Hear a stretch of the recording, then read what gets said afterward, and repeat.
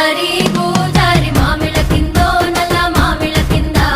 కుసుమరోళ్ళేసిన కుందన బొమ్మ అది కుందన బొమ్మ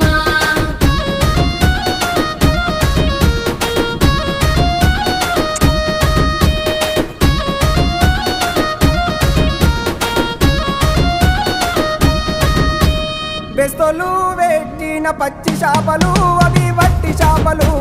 కమ్మంగా